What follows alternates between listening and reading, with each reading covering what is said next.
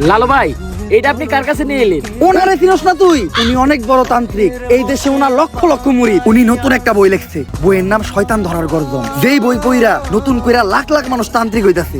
কিন্তু লালু ভাই, আশেপাশে তো কোনো তান্ত্রিক বা মুরিদ দেখতেছি না। আরে ওগুলা তো সব ফেসবুক আর টিকটকে। বাবা, সঞ্জনা নামের এক আত্মারে আমার ধরতে হইব বাবা। আপনি আমার সফল হওয়ার একটা উপায় দেন। যদি সফল হতে চাও তাহলে আমার লেখা এই বইটি নাও, শয়তান ধরার গর্জন। এই বইটি নেওয়ার সাথে সাথেই তোমার জীবনে থাকবে না কোনো অর্জন। আমি কথা দিয়ে কথা রেখেছি, শয়তান আসেনি তো ফিরে। আমি শয়তান তাড়ানো গল্প লিখেছি আমার সারাটি জীবন ধরে। আমি অন্ধকারে মোমবাতি জ্বালিয়েছি, তবুও পাইনি ভূতের খোঁজ।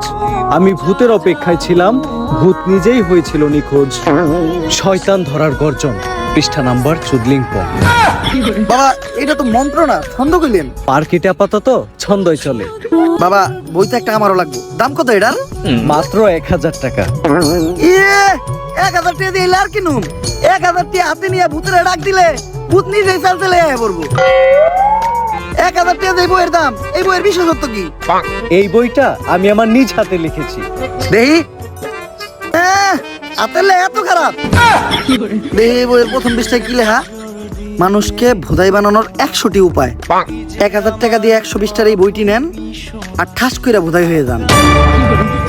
এখন সফল হইতে গেলে তো এই বইটা লাগবেই। তো এই বইটা আমি নিয়ে গেলাম। বইয়ের টাকাটা? ওইটা আমি হোয়াটসঅ্যাপে পাঠাই দিব। গুরু, আজকের থেকে আপনার লেহাই বইটা পইরাই আমার শয়তান ধরার যাত্রা করলাম শুরু।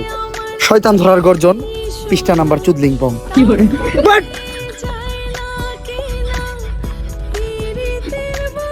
ভাই, সঞ্জনার কাহিনী তো শেষ করলেন, এখন আপনি কি করবেন?